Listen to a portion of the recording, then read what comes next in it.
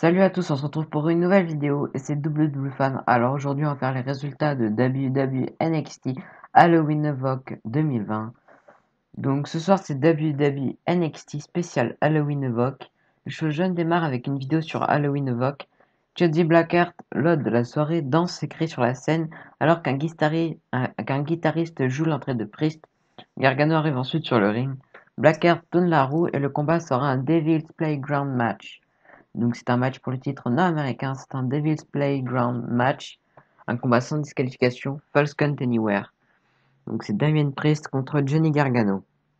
À la fin du combat, Priest veut faire son reckoning à Gargano sur la scène où se trouve la roue, mais quelqu'un avec le masque de Scream frappe Priest. Gargano en profite pour faire son DDT sur Priest et le frappe avec une pierre tombale pour le faire chuter en bas de la scène. Gargano le couvre pour la victoire. Donc le gagnant est Johnny Gargano qui est notre nouveau champion nord-américain de NXT. On présente une vidéo sur le retour de Pat McAfee mercredi dernier à NXT. De retour suite à la pause en coulisses, William Regal arrête Cameron Grimes. Grimes a peur et lui demande s'il peut avoir un combat normal sur le ring. Regal dit que le combat va composer dans le parking. Il lui dit de le suivre. Oney Lorcan, Danny Burch et Pat McAfee sont sur le ring. Pat McAfee nous souhaite un bel Halloween Evoque.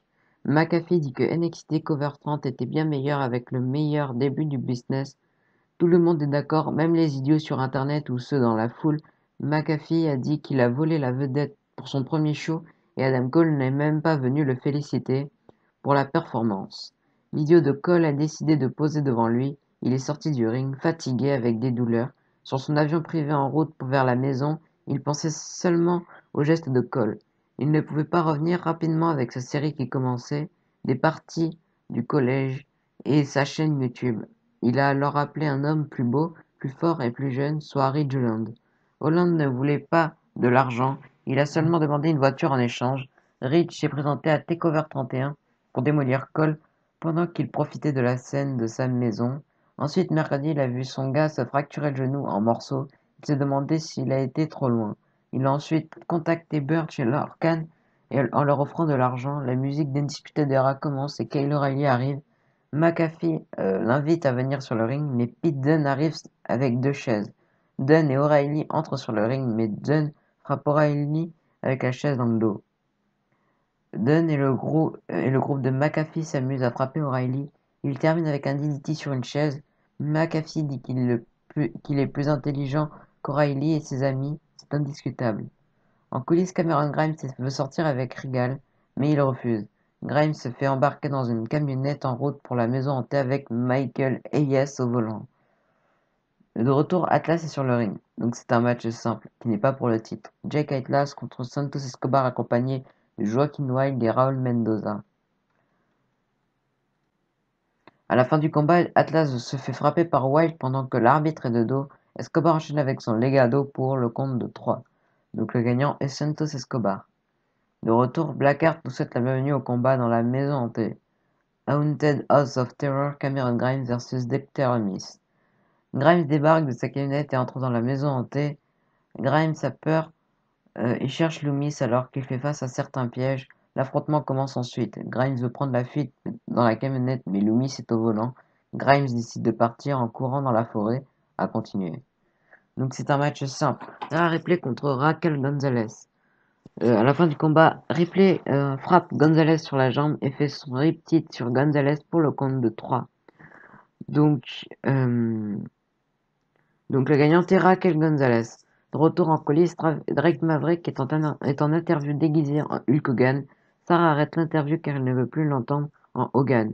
Killian Dane arrive vêtu en Shockmaster. Haunted House of Terror, Cameron Grimes contre Dexter Lumis. Grimes continue de courir dehors, il arrive enfin en studio de WWE NXT et arrive à ringside. Grimes arrive près des pierres tombales et il est pourchassé par des zombies. Il va se cacher sur le ring, mais Loomis arrive et l'attaque. Loomis lance un zombie sur Grimes et il enchaîne avec son silence pour le sonner remporter cette maison de l'horreur. On présente une vidéo sur l'histoire entre Shirai et Larry. De retour en coulisses, Tommaso Ciampa dit qu'il ne reconnaît plus NXT.